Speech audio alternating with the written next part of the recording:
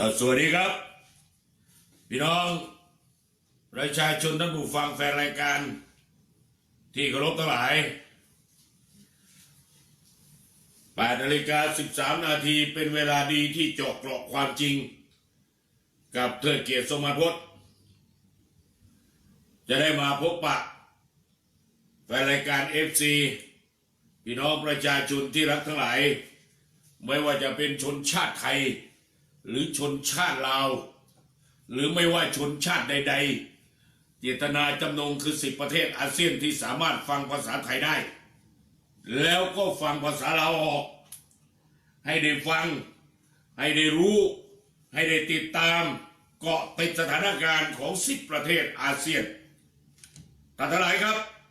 วันนี้เราเจาะเกราะความจริง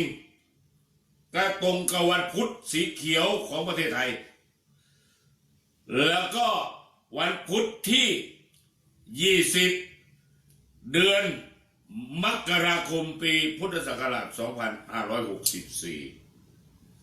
กลับไปกรุงครับอันของไอ้น้องสาวลาวก็มื้อเดียวกันเมื่อวันที่20เดือนมังกรปี2021เจ้าขออนุญาตทักทายนะสบายดีไอ้น้องประชาชนคนลาวที่รักทั้งหลายก็เดี๋ยวขออนุญาตกินยาจะหน่อย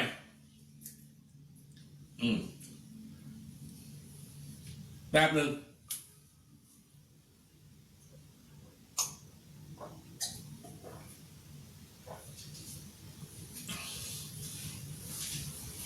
ทีนี้มันกระชุ่มกระชวยเสริมความรอไว้ก่อนแล้ว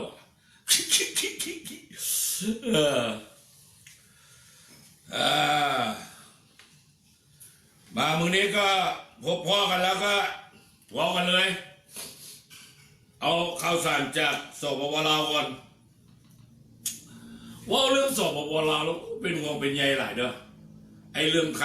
างด่วนของแผ่นดินนี้นะทางด่วนสายแรกของสายทำอิฐทางด่วนสายทำอิฐสายแรกข้าคนลาวเขาว่าทำอิฐคือแรกสายด่วนหรือสายด่วนทำอิฐของสปป.ลาวของนั้นน่ะมันมีปัญหาบอกแม่ปัญหาทางเนี่ยคนจีนผู้รับเหมาจีนก่อสร้างนี่บริษัทรับเหมาจีนก่อสร้างก็ต้องห่วงทางดีครับบอกแม่ว่าเฮ็ด3 เดือนแล้วผุพังมาปะมาตาปีกบอกแม่เนี่ยบอกแม่เนี่ยของเราในทางนี้สุดยอดเลยเพราะว่าบริษัทคนจีนโดยรัฐบาลจีนจัดมานี้ฝีมือหลายวิศวกรรมสถาปนิกวิศวกรรมหรือว่าสถาปนิกของจีนนี่บอกสุดยอดเลยเขาอยากสิว่าโอ้ยอเมริกาก็จะสู้บ่ได้หมดละไปเบิ่งเอารถในคลิปวิดีโอนะจีนสร้างทางสร้างอย่างรถละขึ้นหอดยอดเขาข้ามมนุษย์นี่นั่นก่อสร้างบ้านก่อสร้างเรือนโขดหินสูงเล็กนะเฮ็ดได้จังไหนวะเจ้าบ่ต้องอย่างไรหรอกเจ้าเมืองกำแพงเมืองจีนไปกำแพงเมืองจีนนี่โบราณโดนนานมาแล้วละไอ้เธอเกียรติเกิดมาก็เห็นเลยเห็นทางภาพหนังสือพิมพ์ดอกตะกี้ต่อมาก็เห็นทางคลิปทางวิดีโอเพราะว่านวัตกรรมออนไลน์มันพัฒนาก้าวหน้าเพราะนั้นบ่ต้องห่วงไอ้เรื่องวิศวกรรมหรือสถาปนิกของคนจีนไอ้อย่างเรื่องการก่อสร้างบอกว่าถนนหนทางรถไฟรถยนต์คือกันหมดเลยรถไฟหรือรถใหญ่คือกันหมดเฮ็ดดีเอาแล้วก็ซุ้มโสมเฮ็ดดีแต่ว่าสิ่งที่เป็นห่วงทางด่วนของเรานั้นคือขอบเส้นทางตลอดแนวเขาจะมีหัวแต่บอกหัวมีตลอดหรือยังรั้วนะหัวนะบอกหัวมีตลอดหรือยังทำคณะของหมู่เฮาที่ไปท่องเที่ยวไปธุระไปเส้นทางสายนี้แล้วว่างัวควายก็ยังมีอยู่เอาเข้ามาได้ยังไงเพื่อนกับผมแม่นเขาตัดตะไคร่เข้ามาเพราะว่าโอ้ก็เลยเป็นห่วงเป็นใยไอ้น้องต้องมีความรับผิดชอบร่วมกันเด้อบ้านเรือนนี่อยู่ใกล้ทางด่วนนะอย่าปล่อยให้งัวควายเจ้าเดี๋ยวอย่าไปชึกตัดหัวตัดอย่างเขาให้งัวควายย่างเข้าไปผ่านไปนะ รถส่วนตู้มาในเจ้าเสียเงินเนี่ยบ่แม่นรถยนต์มันจะมาเสียเงินในเจ้าเนี่ยบ่แม่นรถใหญ่ที่เสียเงินในเจ้าเนี่ยเจ้าอะไรจะได้เสียเงินในรถใหญ่อะมันบ่แม่นทางเดินของหัวขวยมันบ่แม่นทางเดินของล้อเกียนขนาดรถจักรเขายังบอกให้ขึ้นเลยทางด่วนนั่นน่ะขึ้นเฉพาะรถใหญ่คือรถยนต์นะแต่ว่าคนเราก็รถใหญ่เนาะก็เป็นห่วงเป็นใยหลายอยู่ด้วยระมัดระวังกันเนี่ยไอ้น้องด้วยความห่วงใยเดี๋ยวไอ้น้องสิบ่มีเงินไปเสียค่าปั๊บค่าอย่างให้เขาแล้วก็น้องไอ้น้องสิติดคุกย้อนเรื่องนี้ความมักง่ายที่บ่ฮู้กฎหมายอย่าไปเฮ็ดไปทัวเด้อคือการก็ไม่ยิงเราละบอกว่าไม่ยิงเราไม่ยิงไทยนะความหู้เท่าบอกถึงการก็ไปขายโตตามโรงแรม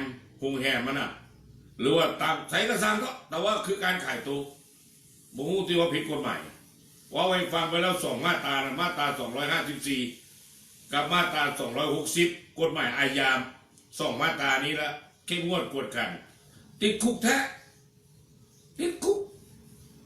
ตั้งแต่6 เดือนไปนี่ติดแท้แง่ๆละบ่มีว่าบ่มีติดละแล้วคุกเราเนี่ยคำว่าติดนี่ติดเลยเนี่ยมันบอกคือของไทยทั้งเครื่องก็มีรับสารภาพลดเหลือกึ่งหนึ่งนู่นนี่นั่นเดี๋ยวก็มีพระราชทานอภัยโทษว่ะของเรานี่เซารถพวกเจ้าติดคือติดอ่ะโอ้ยรักนวลสงวนตัวเนี่ยเนอะคนไทยก็คือกันมันโมเมนต์แต่คนลาวเนาะ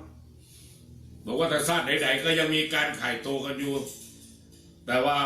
บ้านเฮาเมืองเฮาวัฒนธรรมฮิตของประเพณีนะอยากให้ยึดมั่นถือมั่นไว้รุ่นไม่เท่าพอเท่าเพิ่นเฮ็ดมารักษามาจังที่อีกเคยมักว่ารุ่นไม่เท่าพอเท่านี้ตั้งแต่มือกินดองมือจีบกันปากันพ่อกันลงกันเป็นบ่าวสาวกันบ่ได้ถือเนื้อต้องโตเลยจนมือกินดองเสร็จนั่นแหละได้ส่งเขาอยู่นำกันแล้วผูกข้อมือข้อแขนแล้วพุทธเจ้ายังจะไปนอนนำกันได้แต่ว่านอนนำกันก็เขารู้สึกว่าละอายใจในการที่จะไปแก้ผ้านอนนำกันหรือเปิดไฟสว่างจ้าโมเมนต์ที่ของประเพณีเขารู้สึกว่าละอายต่อการที่จะสมสู่ห่วมเพศกันนั่นน่ะให้รู้สึกว่าเป็นความละอายโอ้เดี๋ยวอันนี้มันจะไปสะดุดอันนั้นเนี่ยนี่เอาคุณเต้ยเก็บไปตั้งค่าไว้ยังไงนี่กลับมาที่ABยังนั่นว่าแล้วคอยเตือนหน่อยนะคะเอาสะดุดไหมโอเคยังดีฮะไปเอาหยิบแล้วนะหยิบแล้วแต่ก็ลืมมันหลายอย่างก็ขั้นลืมเอาง่ายๆเห็นแล้วเตรียมแล้วโอ้อันลืมเอาง่ายๆนะเห็นแล้วเตือนเจ้าของแล้ว ถ้าคิดไอ้อย่างได้ต้องเฝ้าเฮ็ดเฝ้าทำเลยถ้าโบเฮ็ดโบทำนี่แม่นลืมอีกแล้วเท่าไหร่ไปนั้นบอกอันนี้ต้องพกตลอดละ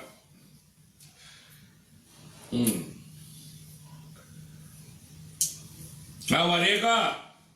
ขอแสดงความเสียใจและไว้อะไรเป็นครั้งสุดท้ายต่อครอบครัวตระกูลรัตนะเรื่องรัตนสื่อสารของคุณพ่อเจริญรัตนสื่อสารที่ท่านเสียชีวิตด้วยโรคมะเร็งก็จะทำการชาปนกิจศพหรือประชุมเพลิงตามที่ชาวบ้านคนโบราณเขาพูดกันก็คือประชุมเพลิงถึงการเดียวกันกับคำว่าชาปนกิจก็คงไม่ได้ขอพระราชทานเพลิงศพมั้งเพราะไม่ได้ขอแล้วเมื่อวานนี้ก็คุยกันอยู่แต่จริงขอก็ได้เพราะว่าคุณพ่อเจริญท่านทำงานสนองราชการมาโดยตลอด คนเป็นข้าราชการก็ขอได้นั่นแหละนะอยู่ที่ว่าใครจะรู้วิธีการขอยังไงขอแสดงความไว้อะไรเป็นครั้งสุดท้ายเพราะเมื่อคืนนี้ก็ผมก็ไปทุกวันนะสวดศพไปทุกวันไปตั้งแต่วันแรก มาจนกระทั่งเมื่อคืนนี้วันสุดท้ายในการสวดศพก็ทำการฌาปนกิจวันนี้ช่วงเวลาประมาณบ่าย3 โมงที่วัดอีสานบอกวัดอีสานคนบุรีรัมย์รู้หมดเมื่อคืนนี้ก็มีญาติสนิทมิตรสหายทั้งหลายก็มากันหนาตาเพราะว่าเป็นคืนสุดท้ายก็ไปนั่งคุยกับพี่น้อยคุณแม่น้อยซึ่งเป็นภรรยาของท่านจึงได้รู้ว่าอายุจริงๆของคุณพ่อเจริญนี่คือ75 ปีครับไม่ใช่80 กว่าอย่างที่ผมว่า75 ปีแล้วก็มาเสียชีวิตด้วยโรคมะเร็งเพราะฉะนั้นก็ระมัดระวังกันหน่อยนะครับเรื่องโรคมะเร็งจะระวังยังไงก็ระวังนี่แหละไอ้พวกสารเคมีปุ๋ยเคมีนี่แหละไอ้พวกนี้แหละคือตัวก่อให้เกิดการมะเร็งพูดให้ฟังแบบอย่างนี้เข้าใจง่ายแล้วพวกเวลาจะทอดหมูทอดอะไรที่มันเป็นดำๆมันไม่ไหม้เนี่ยอย่าไปทานขนมครกก็เหมือนกันทานให้ไม่ไหม้แต่ว่าคุณเทิดเกียรติก็ชอบแต่เวลาไปซื้อขนมครกต้นมะขามข้างสวจเก่าเนี่ยต้องเอาเลือกเอาไอ้แบบมันแข็งๆไม่ไหม้ร้อนๆนี่อร่อยจริงพูดแล้วหิวจากรายการเสร็จไปเลยไปซื้อว่าจะไปเผาศพด้วยพอดีเลยต้องไปตั้งแต่เช้านี่แหละเอาวันนี้ญาติสนิทมิตรสหายก็ไปร่วมฌาปนกิจศพประชุมเพลิงของคุณพ่อเจริญรัตนะสื่อสารนะผมก็ได้ไปคารวะศพได้ไปมอบพวงหรีดวางพวงหรีดเอาไปร่วมสวดศพทุกคืนวันนี้ก็เป็นวันสุดท้ายวาระสุดท้ายแล้วคุณพ่อเจริญก็มีลูกสาว2 คนน้องอ้อกับน้องจิ๋มแล้วก็มีลูกชายคนเล็กจำชื่อไม่ได้ฮะทุกคนจบปริญญาตรีหมดอดีตของคุณพ่อเจริญก็เป็นเจ้าหน้าที่พนักงานของไปรษณีย์บุรีรัมย์โอเคครับกลับเข้ามาไปเรื่องข่าวราวก่อนอย่าระเหยคุณเทิดเกียรติดีนะคิดได้เมื่อกี้แหมไปเปิด Wi-Fi ได้ไปเปิด ARB 5G ไม่ได้ถ้า ARB 5G นี่มันจะไปทำให้สัญญาณเน็ตของไอ้กล้องถ่ายเนี่ยสะดุดได้เพราะกล้องถ่ายนี่ใช้ระบบสัญญาณอินเทอร์เน็ตสัญญาณอินเทอร์เน็ตของ ARB 5G เขาใช้อยู่จอเดียวเครื่องเดียวของเขาแหละนอกนั้นก็ของวิทยุกับโทรศัพท์ของผมเครื่องนี้ก็ ARB เฉยๆส่วนข้างล่างพนักงานของสำนักข่าวก็ตามสภาองค์กรอาหารกองหนุนก็ตามอยู่ชั้นล่างเขาใช้ ARB 2นะเพราะนั้นมันต้องแยกกันอยู่แต่ว่าผมเนี่ยชอบไปเอา ARB ก็เอา ARB 5G เขามาใช้ในตอนกลางคืนนั่นแหละนอนเช็คมันเร็วอะระบบ ARB 5G นี่เร็วมากเลยมันทันใจแต่แล้วเราก็เผลอหลับไปเช้ามาก็ลืมเปลี่ยนนี่แหละที่มีอยู่วันหนึ่งที่โอ้โหจับใจความประเด็นแทบไม่ได้เลยพูดไปแล้วขาดหายผมต้องคอยไปนั่งตัดต่อเองขนาดตัดต่อแล้วยังไม่เป็นที่พอใจเพราะว่าอะไรโอ้โหบางทีมันได้หรือไม่ได้อย่างเงี้ย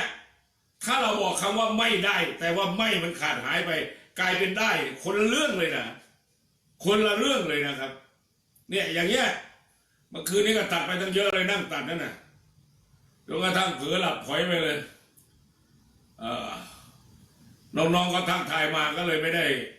ด้โต้ตอบเขามาโต้ตอบมาตอบเอาตอนเช้า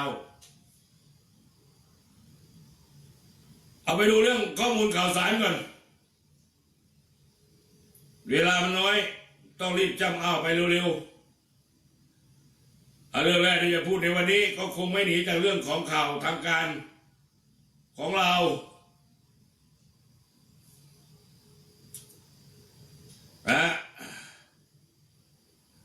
เวลานี้ของเราก่อนเลยเรื่องลำน้ำโขงเดียวที่หลังข้อมูลของผมนี่แต่ก่อนนี่เราเน้นการเมืองประเทศไทยอย่างเดียวเลยปั๊มทุกเช้าเดี๋ยวนี้ไม่เพราะว่า10 ประเทศอาเซียนไปพูดแต่เรื่องการเมืองประเทศไทยแล้วประเทศอื่นเขาจะฟังเอาอะไรจากเราได้ประโยชน์อะไรจากการฟังก็เลยมาปรับเปลี่ยนวิธีการนำเสนอเวลาเหลือน้อยตอนแรกก็คิดว่าเอาวันนึงสัก2 ชั่วโมงไหมเฉพาะของเรากับประเทศเพื่อนบ้าน10 ประเทศอาเซียน เอา1 ชั่วโมงเต็มแบ่งเฉลี่ยกันไป1 ชั่วโมงกับ9 ประเทศอาเซียนส่วนประเทศไทยนี่อีก1 ชั่วโมงเป็น2 ชั่วโมงประเทศไทยนี่การเมืองล้วนๆเนื้อเน็ดเลยแต่ว่าตอนนี้มันมีประเด็น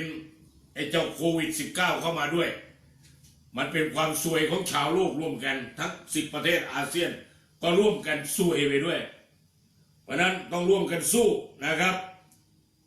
ต้องร่วมกันสู้อันนี้ทำไม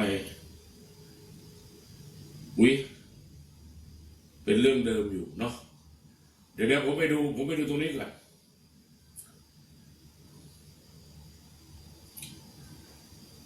ข่าวจากฝั่งประเทศลาวนี่ไม่ได้มาแต่มาได้ข่าวจากสำนักข่าวไทยมหาศาลลาวยึดยานรก2 วันติด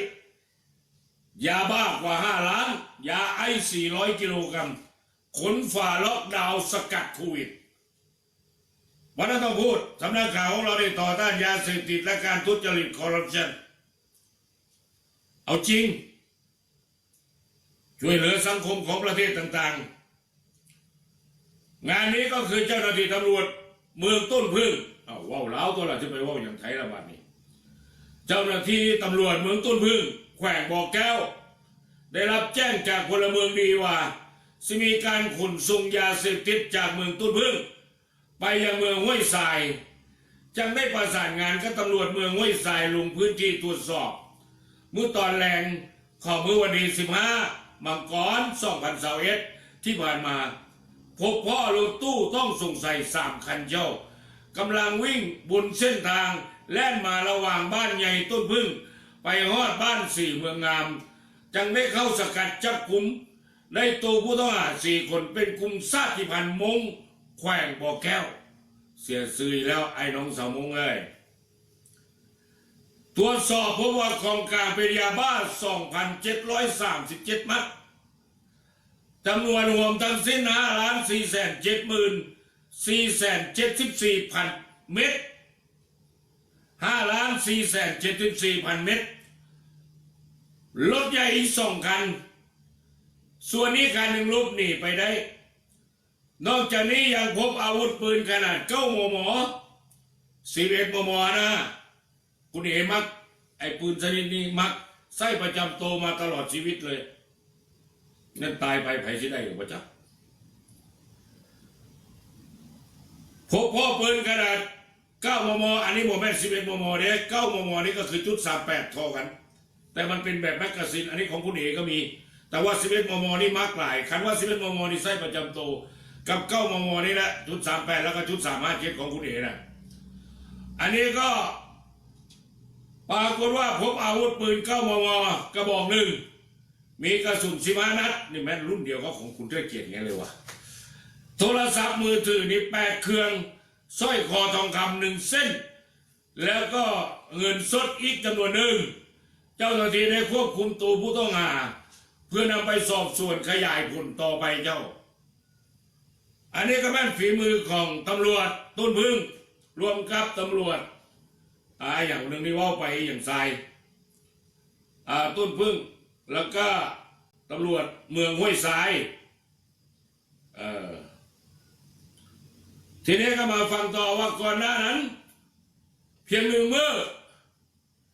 บนถนนสายเดียวกันนี้แล้วเจ้าหน้าที่ตำรวจเมืองต้นพึ่งรวมกับเจ้าหน้าที่ตำรวจบริการประชาชนกลุ่ม4 บุญเฮืองได้สกัดจับผู้ต้องหาชายวัย39 ปีเป็นชาวบ้านน้ำสมอเมืองห้วยทรายแขวงบ่อแก้วบอกว่าจะเป็นเมืองต้นพึ่งเมืองห้วยทรายนี่อยู่แขวงบ่อแก้วทั้งคู่แล้วเจ้าทั้ง2 เมืองนั่นละพร้อมรถกระบะโตโยต้าวีโก้4 บอลทองป้ายทะเบียนบ่อแก้วภายในรถตรวจพบพ่อยาไอซ์400 ห่อน้ำหนักรวมกัน400 กิโลกรัมพร้อมโทรศัพท์มือถือ2 เครื่องสร้อยคอทองคำอีก1 เส้นว่ะเพราะฉะนั้นการจับกุมยาเสพติดรายใหญ่ทั้ง2 รายเกิดขึ้นระหว่างที่คณะเฉพาะกิจโควิด -19 ของแขวงบ่อแก้วมีคำสั่งล็อกดาวน์เมืองต้นพึ่ง แล้วก็เขตเศรษฐกิจพิเศษสามเหลี่ยมทองคำหลังจากพบพ่อเจ้าหน้าที่ของชาวจีนซึ่งเหตุเวียกอยู่ในเขตเศรษฐกิจพิเศษติดโควิด-19 โดยในคำสั่งให้ปิดเมืองต้นพึ่งและก็เขตเศรษฐกิจพิเศษนั้นห้ามเข้าออกระหว่างมื้อวันที่12ฮอดมื้อวันที่25เดือนมังกรปี2021แต่ว่าประกาศปิดหรือล็อกดาวน์นะประกาศปิดเมืองแล้วนี่ปิดเมืองปิดแขวงแล้ววันที่12แล้ววันที่14-15มันคนเลยมันคือเก่งแล้ววะมันคือกล้าบังอาจแล้ววะจังซึ่งต้องเอามันไปยิงเป้าไปแล้วนะใครเบิ่งรอดศาลลาวขึ้นก็จะต้องตัดสินไปตามกระบวนตัวบทกฎหมายของเรานี่เข้มงวดกวดขันครับนี้โอ้ยผลถ่ายรูปไหมมึงจับได้ของกลางจะแม่นหลายก็ขอชื่นชมผลงานของตำรวจห้วยทรายกับตำรวจต้นพึ่งของแขวงบ่อแก้วที่หัวไม้หัวมือกันเป็นอย่างดีถ้าเป็นคนไทยก็จะบอกว่าบูรณาการคำว่าบูรณาการก็คือการร่วมกันสามัคคีกันในการซอยกันเฮ็ดเวียกเฮ็ดงานเพื่อสังคมนี้ขอบอกขอบใจหลายๆแทนไอ้น้องประชาชนแทนชาวโลกในฐานะเป็นสื่อมวลชนคนไทยที่รับผิดชอบ10 ประเทศอาเซียนต้องขอขอบอกขอบใจตำรวจเมืองต้นพึ่งและก็ตำรวจเมืองห้วยทรายของแขวงบ่อแก้วที่เฮ็ดเวียกเถื่อนี้ประสบความสำเร็จจับได้รถใหญ่ถือว่าได้ซอยเหลือความปลอดภัยในด้านสมองของชาวโลกจังไหนไอ้เอกจึงว่าจังสันก็เพราะว่ายาบ้าก็ตามยาไอ้ก็ตามเสพเข้าไปหลายๆนี่เบลอเมื่อไรเป็นคนบ่เต็มละเป็นคือคนบ้าเนี่ยคนบ่เต็มเนี่ยยาบ้าเสพเข้าไปหลายๆคักๆปุ๊บสมองฟอพอสมองฟอนี่คึดยังว่าออกดอกงอกจะมองเห็นยาบ้าพอกินยาบ้าเข้าไปโอ้โหความคิดดีแล้วนี่นั่นโอ้ยอยากเห็นได้เมื่อพอยาเมื่อนี่แหละสดหยอกแรกๆสิเป็นอย่างนั้นพอโดนมือนานมือนมือเขาโดนเขายาบ้ามันมีหลายชนิดไอ้ประเภทที่ว่ามันทุกชนิดมันทำลายมันสมองหมดเลยเสกเข้าไปแล้วมันเห็นในสมองฟอพอสมองฟอแล้วในเจ้าเมดแล้วอนาคตก็มีอย่างเหลือแล้วคนติดยาบ้านี่จะมันเลิกยากครบบ่ได้ครบยากคือพวกซุมเสพส่วมดูดส่วมสูบพวกยาบ้าทั้งหลายนี่ครบยากว่าอยู่ก็ต้องลอยดอกปัญหายังบอกกินยานี่หิวยานี่ว่าอีกอย่างหนึ่งไปอย่างหนึ่งถ้าพอกินยาเข้าไปนี่อีกอย่างหนึ่งเป็นอีกแบบหนึ่งเนี่ยอันนี้สุ่มยาบ้าบอกว่าจะเป็นคนลาวคนไทยคนเขมรเวียดนามพม่าเมียนมาแม่งคือกันเมื่อว่ะเพราะนั้นอยู่ให้ห่างไกลจากยาเสพติดชีวิตทั้งชีวิตเกิดมาอยู่โลกนี้มันอยู่ได้พอดนหรอกมันบอกเกิน100 ปีหรอกนะก็ให้โลกมันสวยงามให้เห็นความเจริญหุ่งเรืองของบ้านเมืองเจ้าของโลกใบนี้เขาพัฒนาไปฮอดใส่แล้วโลกพระจันทร์เขาก็ไปเหยียบกันมาแล้วดาวอังคารก็ไปมาแล้วแล้วเจ้าเข้ามาหอสิมาอยู่แต่ก็ไอ้ยาเสพติดขันมีเมียก็ไปหาคบสู้สู่สายก็บอกหูเรื่องเมียบางคนนี่เขาทิมเลยพ่อเท่าแม่เท่าบอกว่าบอกต้องเอามันไว้ดอกไล่มันกลับบ้านโลดคนลาวนี่ละน้องฮักน้องสาวหลายคนนี่นะนี่ตอนนี้ก็ฟังก็บึงอยู่ขอบใจได้หลายเขาก็ให้ข้อตติน้องฮักของเราว่าดีแล้วเจ้าเลิกกับผัวเจ้าแล้วจะไปอยากอยู่นำเองอย่างมันติดยามันเสพยาแต่ว่าจากนี้ไปเนี่ยบรรดาน้องฮักทั้งหลายอันเลิกมาแล้วเจ้าสิหาผัวใหม่เจ้าก็เบิ่งให้ดีนะ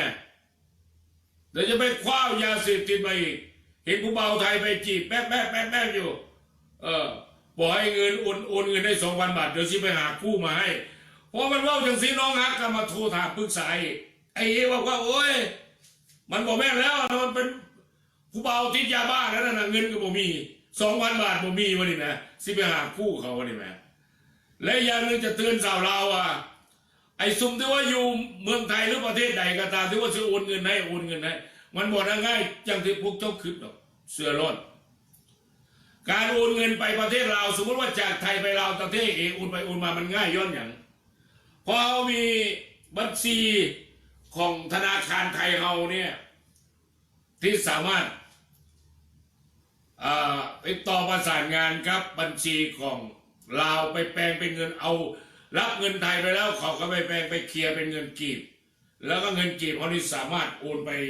บ้านไหนเมืองไหนได้หมดเลยของไอ้มีหมู่ที่มีบัตรไทยของธนาคารไทยอยู่จังสีมันก็เลยง่ายเวลาเอซิโอนเงินไปเนี่ยเอาสู้ว่าเงิน5 ล้านเอา5 ล้านเก็บมือนี้การแลกเปลี่ยนอัตราเงินเป็นจะได้เขาก็เช็คได้อยู่ไทยเขาก็เช็คได้เช็คโอเคมันเท่านี้คิดเป็นเงินไทยโอเคประมาณเท่านี้ปั๊บเขาก็โอนเป็นเงินไทยไปเลยแล้วคนที่รับโอนเขาก็รู้แล้วว่าโอเคจำนวนเงิน5 ล้านเขาก็ไปแปลงจากเงินไทยเป็นเงินกีบ5 ล้านกีบจังสิแล้วก็ต่อไปตามคนที่เขาให้โอนโอ้ยอย่างพวกนี้เขาก็ไปทำธุรกิจลงทุนทำการเฮ็ดทำกันบอกว่าจะเป็นเรื่องของส่วนอาหารร้านอาหารหรือว่าจะเป็นเรื่องของการขายผ้าขายเครื่องต่าง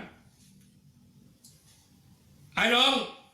วันนี้ยังมีอีกข่าวหนึ่งที่ว่าให้ฟังก่อนที่ไปข่าวไทยนะเจ้าจากลาวแล้วไปเมียนมาไปพม่าไปเมียนมาเลยว่ะนะเอาของเมียนมาเนี่ยจากข่าวลาวแล้วเมียนมาก็เทอย่างเมียนมาเทอิตาเลียนไทยเลิกโครงการท่าเรือน้ำลึกถวายวัสดุรัฐบาลเมียนมาประกาศยกเลิกสัญญากับบริษัทอิตาเลียนไทยดีเวลลอปเมนต์ของประเทศไทยในโครงการก่อสร้างท่าเรือน้ำลึก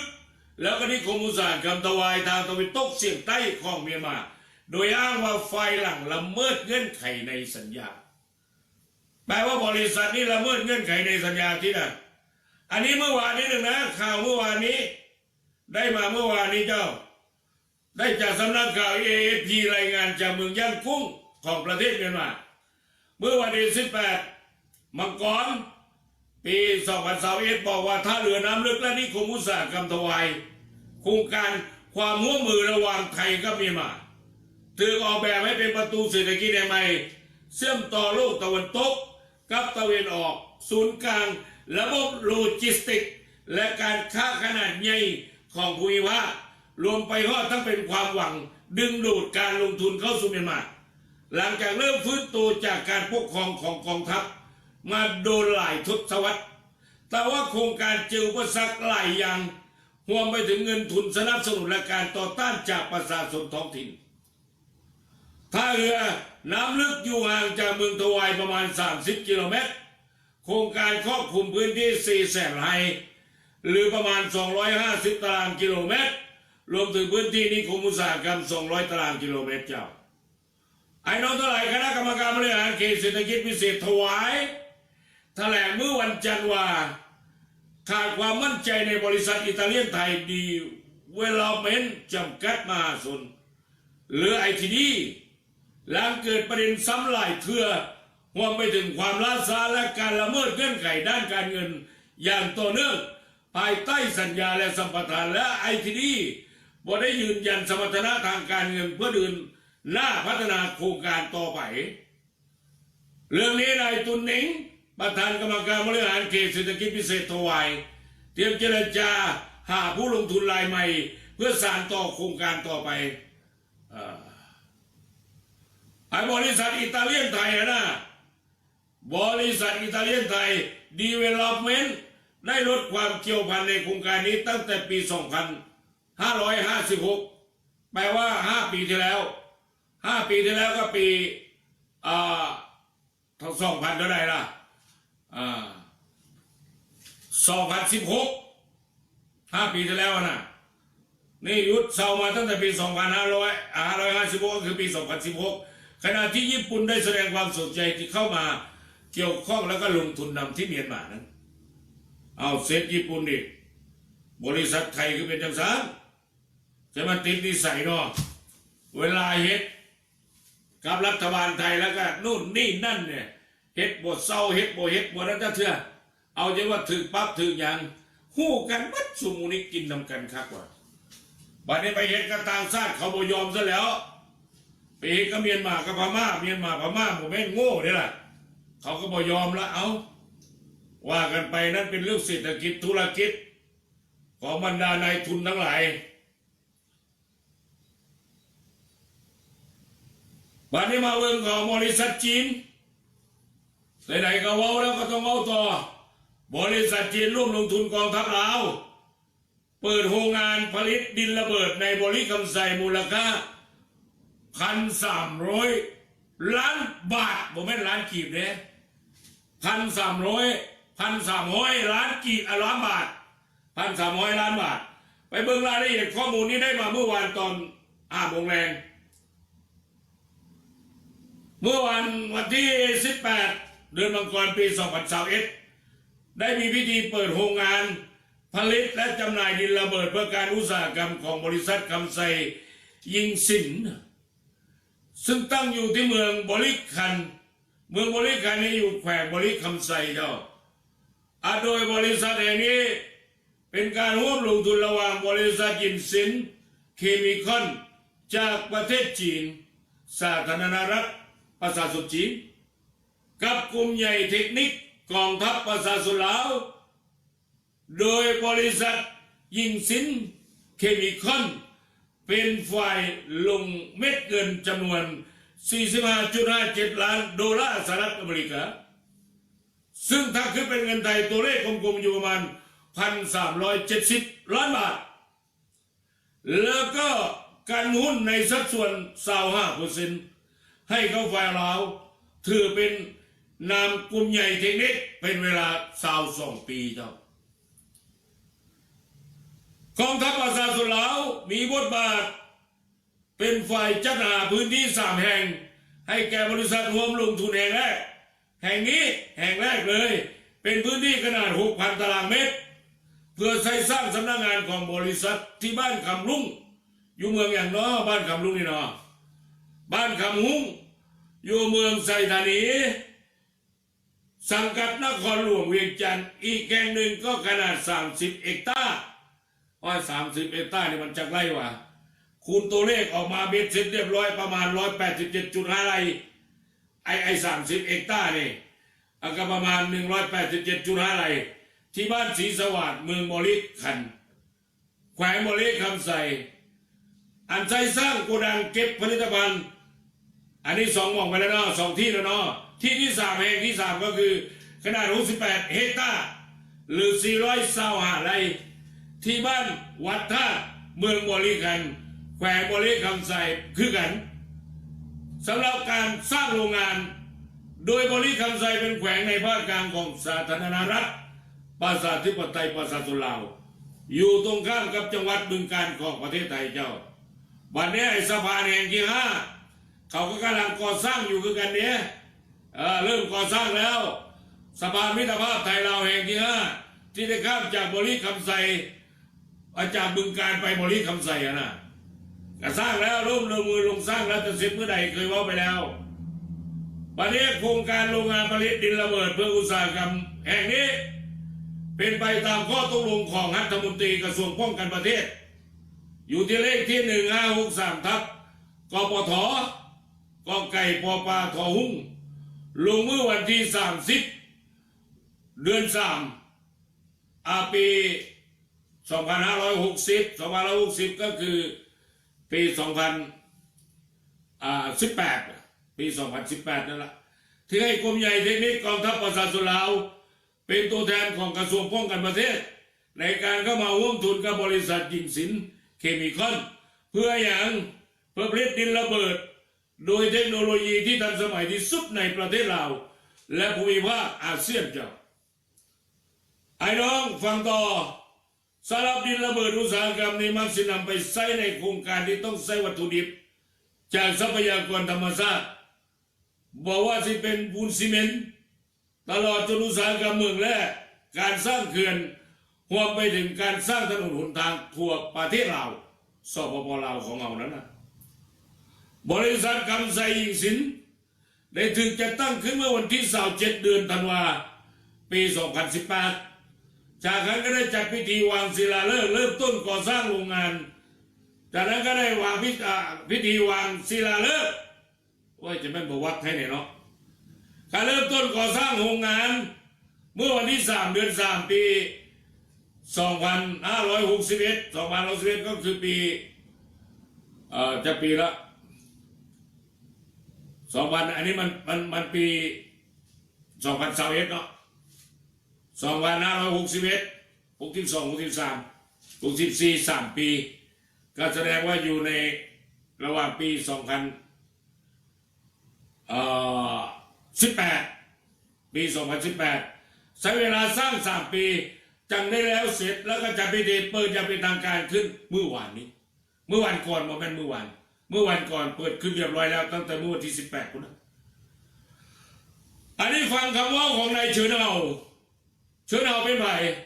เป็นผู้อำนวยการบริษัทคำไซยิงสินว่าดินระเบิดที่โรงงานคำไซยินสิงผลิตออกมานี้เสียให้ใช้ในการกิจการพลเรือนในการจุดระเบิดให้แก่โครงการต่างๆอย่างมีประสิทธิภาพและมีความปลอดภัยสูงสุดซึ่งจะมีส่วนร่วมในการพัฒนาเศรษฐกิจของประเทศและท้องถิ่นเพราะว่ามีการจ้างงานเอาข่าวไปจังหวัดตามันสิลายไม่ได้เปลี่ยนแว่นตาวะยิ้วจะแม่นเราคุณเทิดเกียรติได้ในนี้นะผู้ในการบริษัทคำไซยินสินกล่าวว่าดินระเบิดที่โรงงานคำไซยิงสินยินสิงผลิตออกมาสินำไปใช้ในภารกิจของพลเรือนในการจุดระเบิดให้แก่โครงการต่างๆอย่างมีประสิทธิภาพและก็มีความปลอดภัยสูงสุดซึ่งจะมีส่วนร่วมในการพัฒนาเศรษฐกิจของประเทศและท้องถิ่น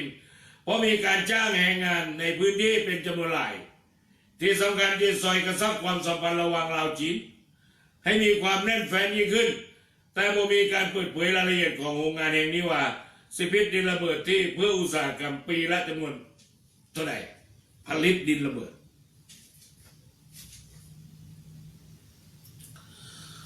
ส่วนการเปิดโรงงานของบริษัทคำไซยิงสินเนี่ยเมื่อวันที่18ก็มีพลเอกจันทร์สมรจันยาลาภเพื่อเป็นรัฐมนตรีกระทรวงป้องกันประเทศแล้วก็ทานกองแก้วไซสงครามเจ้าแขวงบริคำไซทานสถิตเพชรสิงห์เรืองหัวหน้ากลุ่มค้นคว้าและวิเคราะห์ในฐานะตัวแทนสำนักนายกรัฐมนตรีเป็นตัวแทนรัฐบาลสาธารณรัฐประชาธิปไตยประชาชนลาวไปร่วมงานในพิธีการเปิดดังกล่าวที่ได้ว่าให้ฟังแล้วเพราะฉะนั้นอันนี้ก็เป็นข่าวที่นำเสนอจากนี้ไปก็จะเป็นข่าวไทยแล้วเวลาเหลือน้อยแล้วแน่นบอกบ่น้อยหรอกเหลือหลายเติมอยู่ไอ้น้องเท่าไหร่ทั้งข่าวไทยข่าวลาวข่าวเขมรเมียนมาทั่วโลกจังใดมันก็หนีบ่ออกในเรื่องของโควิด-19ไอไวรัสมรณะตัวนี้ก็อยากบอกไอ้น้องว่าจงระวังป้องกันให้ดีกันแล้วกันวัคซีนที่ดีที่สุดไอ้ว่าไปแล้วเมื่อวานนี้วัคซีนที่ดีที่สุดในโลกเลยก็คือวัคซีนที่เป็นแมสหน้ากากปิดดังปิดปากประการที่1ประการที่2เจลล้างมือเจลทาฆ่าเชื้อประการที่3นอกจากเจลทาฆ่าเชื้อแล้วก็เป็นสบู่ล้างมือให้มันสะอาดล้างมือบ่อยๆไปใส่มาได้ไปจับราวบันไดห้างสรรพสินค้าราวบันไดห้องการอะไรอย่างก็ตามก็อย่าไปเช็ดตาไปล้างมือให้สะอาดก่อนฆ่าเชื้อก่อนทาแอลกอฮอล์ฆ่าเชื้อแล้วจะค่อยไปล้างมือด้วยสบู่แล้วจะต้องค่อยมาเช็ดมาติดแต่บทเช็ดตาเลยนะดีที่สุดเลยถ้าเช็ดตาก็ใส่ผ้าเช็ดหน้าหรือว่าใช้กระดาษทิชชู่ชุบเช็ดหน่อยๆนะอันต่อมาก็คือการทิ้งระยะห่าง1 วาขึ้นไว้กันว่า2 เมตรบางคนก็พอเข้าใจ2 เมตรมันสำไหนวะคุณเอ๋ เอาว่าเอาเจ้าวาหนึ่งของเจ้าเนี่ยวาหนึ่งนี่วาหนึ่งนี่ยื่นแขนออกไปสองข้างทิ้งช่วงระยะห่างประมาณขนาดนี้ความปลอดภัยมันสิเกิดกับไอ้น้องไอ้นี้ละ4อย่างที่ให้ว่ามานี้เป็นวัคซีนป้องกันไว้เราได้รับเสื้อจากไอ้เจ้าโควิด19ได้แน่นอนเลยไปใส่กระสังปิดปากปิดดังไว้บ่ให้ได้เปิดสิลมสิว้าสิจากระไผกระสังว้าวขาปิดปากคาผ้าปิดดังปิดปากเลยบ่ต้องไปเอาออกเราจะบอกว่าถ้ามันเป็นไปได้หาหมวกไว้เวลาไปโรงหมอหรือว่าไปสถานที่ที่มันมีการแออัดยัดทนานบอกว่าสนามฟุตบอลสนามมวยสนามม้าหรือว่าที่สนามไอ้อย่างกระจังใส่หมวกไว้นี่ตัวนี้ปิดเส้นผมบอกให้เสื้อโควิดมันมาเกาะเส้นผมได้หมวกแบบนี้โอ้ยหาซื้อตามท้องตลาดมีหลายอยู่ลาวก็มีอยู่ไทยก็มีเมียนมาพม่าเขมรกัมพูชามีมัดเลย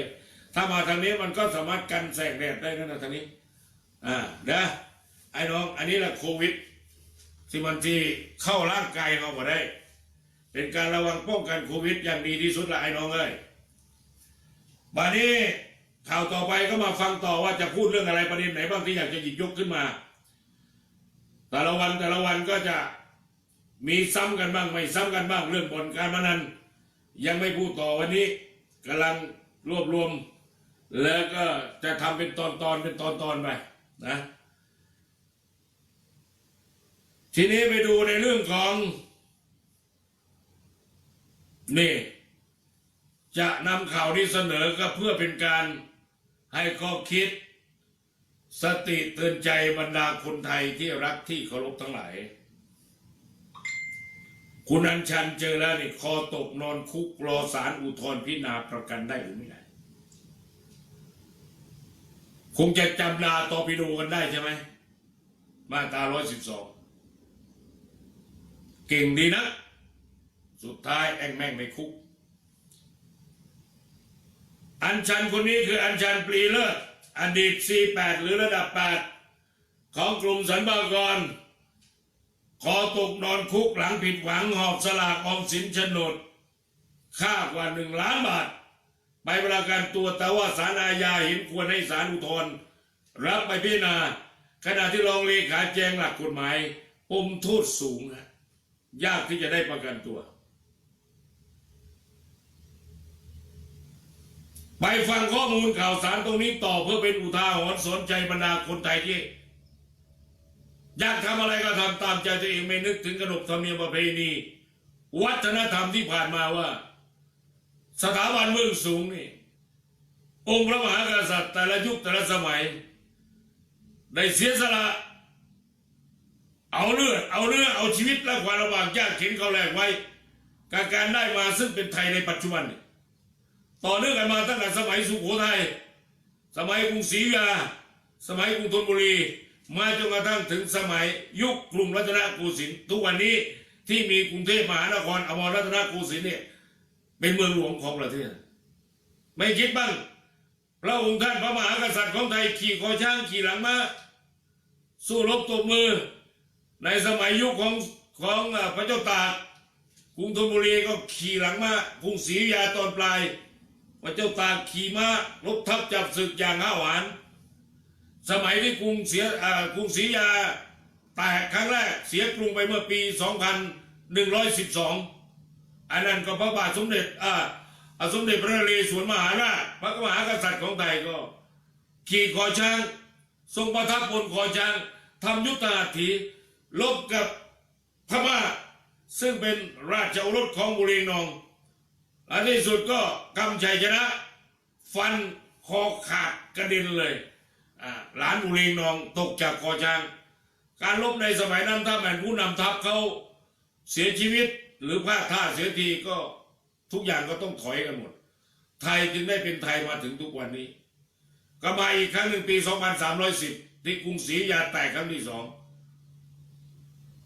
ครั้งที่ 2นี่ก็คือสมเด็จพระเจ้าตากสินมหาราชไปตั้งกรุงธนบุรีไปรวมทัพที่จันทบุรีจังหวัดตากควบม้ามากำศึกสู้กันจนกระทั่งเอาชนะพม่าได้แต่ว่าเมืองหลวงย้ายมาตั้งที่กรุงธนบุรีอันนี้พูดให้ฟังถึงความ ความที่บรรพบุรุษและพระมหากษัตริย์ของประเทศไทยเรานี่ได้เอาเลือดเอาเนื้อเอาชีวิตและความลำบากยากเข็นเขาแหลกไว้ เพื่อให้ไทยเป็นไทยมาถึงตัวเราคนหนึ่งทุกวันนี้เพราะนั้นจะพูดจะอะไรจะละเมิดจะไปหมิ่นเบื้องบนเบื้องสูงเนี่ยระวังมึงมีกฎหมายอาญามาตรา112อยู่กรณีศาลอาญามีคำพิพากษาลงโทษนางอัญชันปรีเลิศอดีตข้าราชการกรมสรรพากรระดับ8ซึ่งเป็นจำเลยกระทำความผิดไปโพสต์ข้อความหมิ่นประมาทองค์พระมหากษัตริย์เข้าข่ายความผิดตามประมวลกฎหมายอาญามาตรา112และพระราชบัญญัติคอมพิวเตอร์รวม29กระทงละ3 ปีรวมแล้วเป็นเสร็จเป็นยังไงล่ะครับเวลาพูดลำปากมันเขาว่าแล้วไม่คิดไม่รู้กฎหมายกระทงละ3 ปีก็จะบอกโทษแค่3 ปีไม่มีปัญหา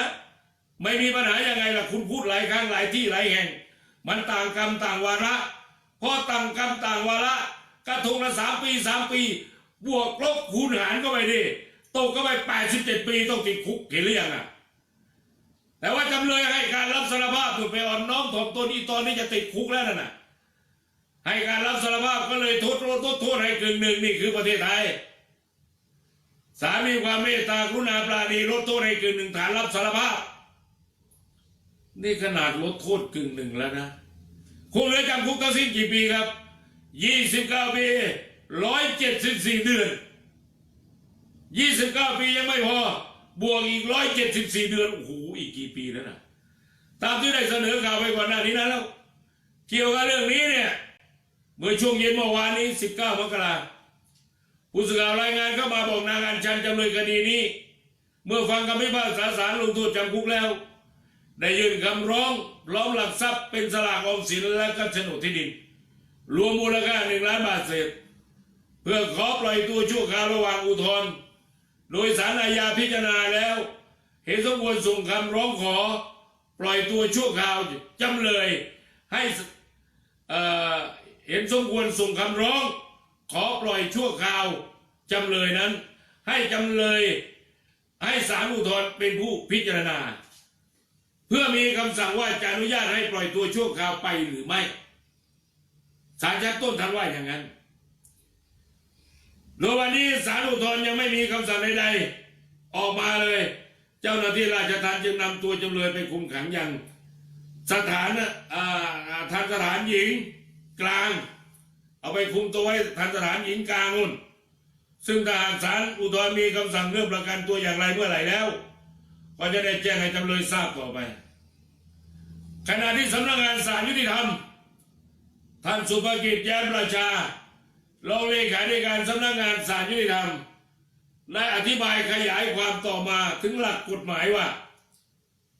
การลงโทษจำเลยซึ่งกระทำความผิดในลักษณะหลายกรรม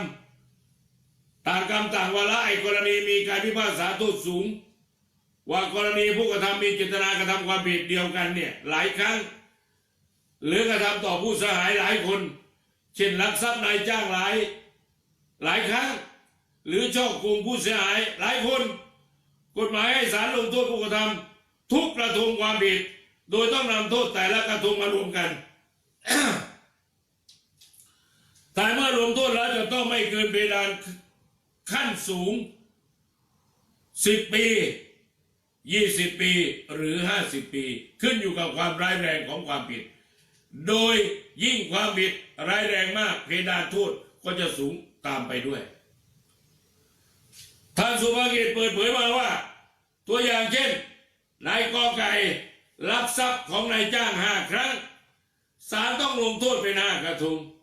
โดยศาลไม่จำเป็นต้องลงโทษแต่ละกระทงเท่ากันมันขึ้นอยู่กับความร้ายแรงของความผิดแต่ละกระทงสมมุติว่าทรัพย์ที่ลักมานั้นแต่ละครั้งมูลค่าใกล้เคียงกันแล้วศาลลงโทษกระทงละ1 ปี1 ปีรวม5 กระทงก็เป็น5 ปีถูกไหมท่านสุภกิจว่าอย่างนั้นแต่หากศาลลงโทษกระทงละ5 ปี5 ปีรวมกัน5 กระทงก็25 ปีกรณีหลังเนี้ยศาลจะจำคุกได้แค่20 ปีเพราะว่าเพดานขั้นสูงสำหรับความผิดฐานลักทรัพย์ของนายจ้างที่โทษจำคุกขั้นสูงไม่เกิน10 ปีคือ20 ปีแต่หากเป็นความผิดที่มีอัตราโทษสูง ขั้นสูงเกินกว่า10 ปี เช่นความผิดตามประมวลกฎหมายวิธีพิจารณาความอาญามาตรา112เนี่ยที่มีอัตราโทษจำคุกขั้นสูงถึง15 ปีหากมีการกระทำความผิดหลายกระทงเมื่อรวมโทษแล้วทุกกระทงแล้วนี่เพดานสูงสุดจะจำคุกได้ไม่เกิน50 ปีเช่นกรณีตัวอย่างตามคำพิพากษาฉบับนี้แต่ว่าอย่างไรก็ตามสำหรับการใช้สิทธิยื่นอุทธรณ์คดีนั้นจำเลยก็สามารถยื่นอุทธรณ์ได้ตามกฎหมายต่อไปไม่ใช่ว่ายื่นไม่ได้ยื่นได้ตามกฎหมายยื่นเถอะแต่ว่าอยู่ที่ดุลพินิจของศาลท่านจะเมตตากรุณาปราณีให้ไหมถ้าไม่ให้ก็อยู่ในคุกอะทุกกระทงรวมกันมาที่87 ปีติดจริงๆก็50 ปีอะโอ้ยคำว่าอยู่ในคุกกับเจ้าพระคุณไม่ต้องว่า50 ปีอะ5 วันก็ไม่อยากอยู่มันทุกข์ทรมานนะพี่น้องเอ้ยแล้วก็เยี่ยวกันไปตามไอ้คนที่เขาพาเยี่ยวนั่นก็ไปเยี่ยวกับเขาแล้วเวลาคุณติดคุกติดตารางเขามาเยี่ยวด้วยไหม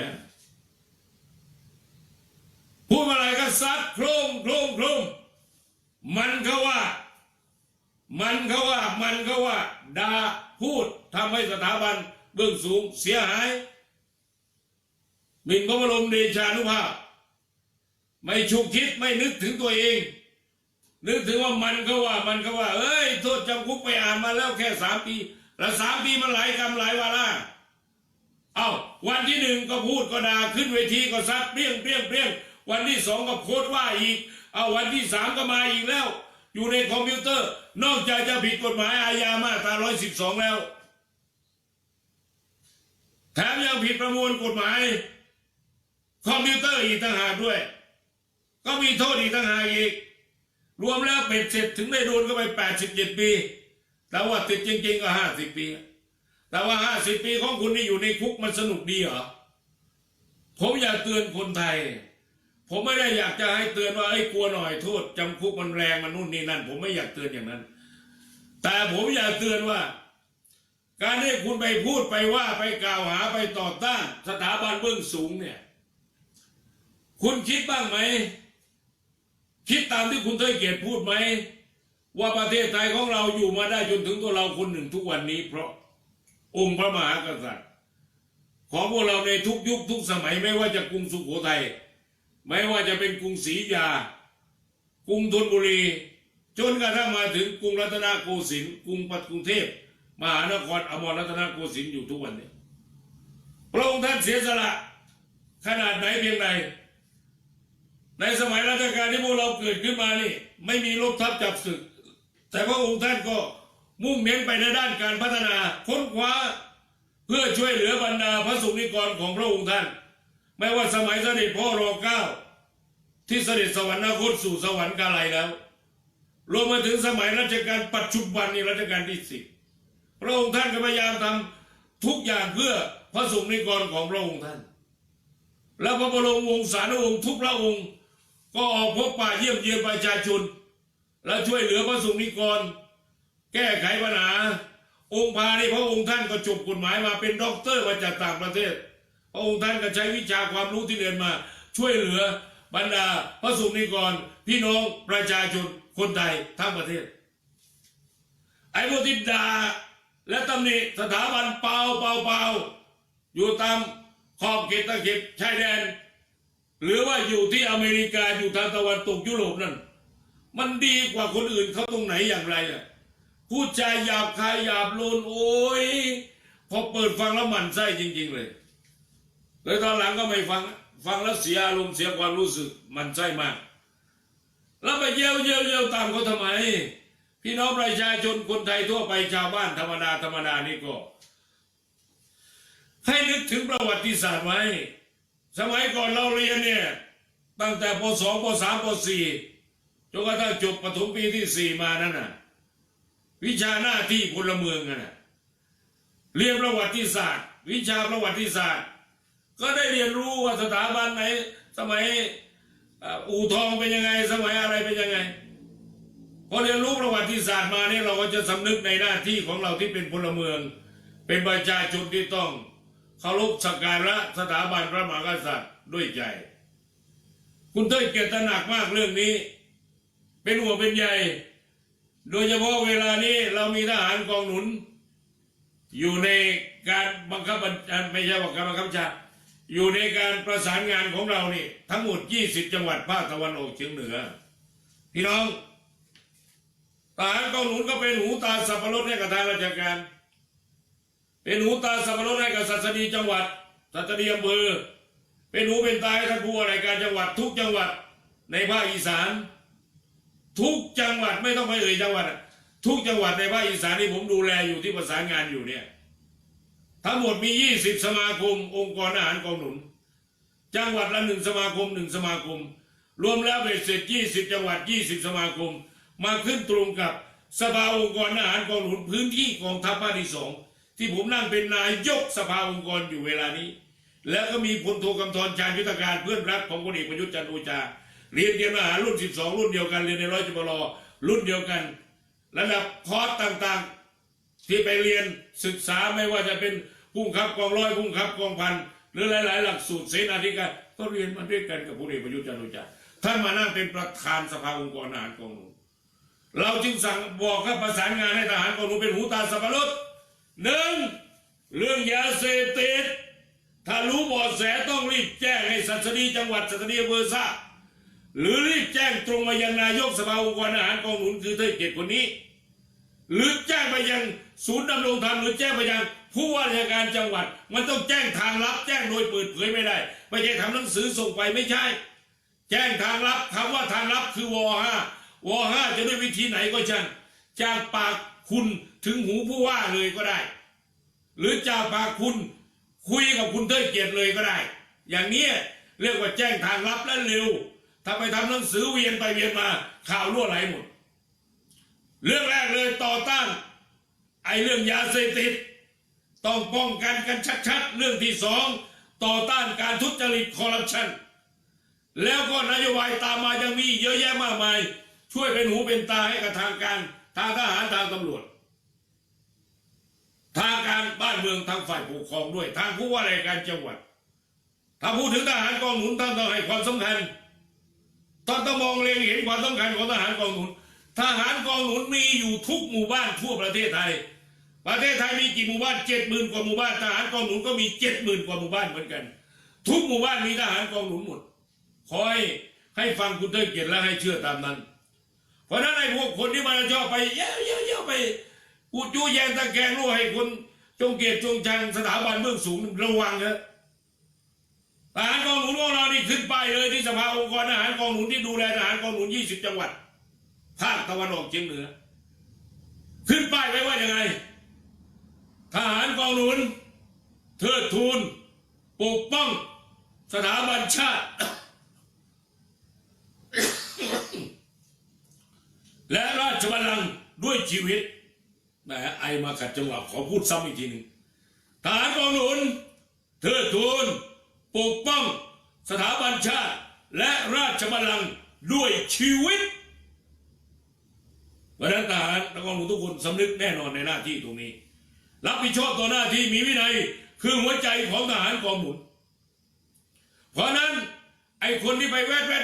อยู่ตามขอบเขตตะเข็บชายแดนก็ตามมันลอยละล่องไปน้ำโขงหลายคนแล้วก็ไอ้คนที่อยู่ต่างประเทศที่โจมตีสถาบันเนี่ยโก้มากใช่ไหมสนุกมากใช่ไหมมันมากใช่ไหมคิดบ้างไหมว่าตัวคุณทั้งชีวิตทำความดีอะไรไว้บ้างให้กับประเทศชาติในวันนี้ทำไมถึงไปกล้าขนาดบังอาจขนาดนั้นเอาแค่นี้พอนะครับพี่น้องเวลาหมดจริงๆผมเทิดเกียรติสมบัติพจน์ต้องลาไปก่อนด้วยรักและห่วงใยสังคมจากกระผมเทิดเกียรติสมบัติพจน์ลาไปก่อนนะครับพี่น้องครับไอ้น้องสาวเราเด้อเอาพ่อกันใหม่มื้ออื่นเวลา8:13 นาทีเจ้ากับฮู้ฮักสามัคคีคือกันบอกว่าคนเราคนใดฮู้ฮักสามัคคีไว้เฮ็ดเพื่อชาติบ้านเมืองของเฮามีประเทศชาติภายใต้การนำของทานทองรุนศรีสุริศนายกรัฐมนตรีของสปป.ลาวอนาคตจะได้เป็นประธานประเทศเราก็ต้องเฮ็ดเพื่อเพิ่นทำเพื่อเพิ่นทำเพื่อประชาชนทำเพื่อรัฐบาลการทำเพื่อรัฐบาลก็คือการทำเพื่อตัวเขาเองนั่นละรัฐบาลได้เงินมาอย่างมาก็มาบริหารราชการแผ่นดินเพื่อพวกเราทุกคนเจ้าเมื่อนี้เวลาหมดลาไปก่อนเจ้าขออนุญาตนะ สบายดี สวัสดีครับ บ๊ายบาย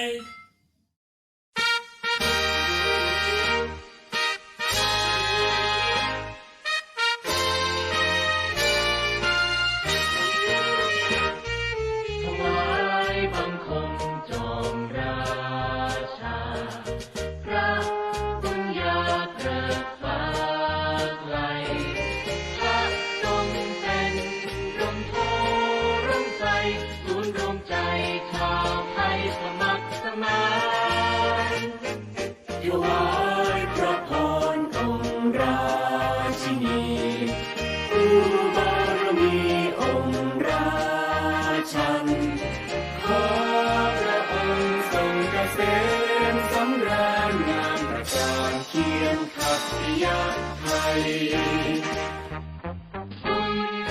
ไอจากฟ้าเรืองรองแสงทองส่องมาในฟ้าต่างสดใสมหาราชาราชินีมิ่งขวัญปวงชนชาวไทยเทิดไทยพระผู้ว่าใน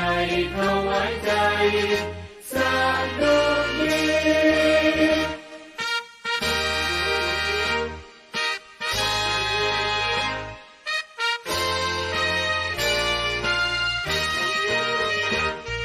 ถวา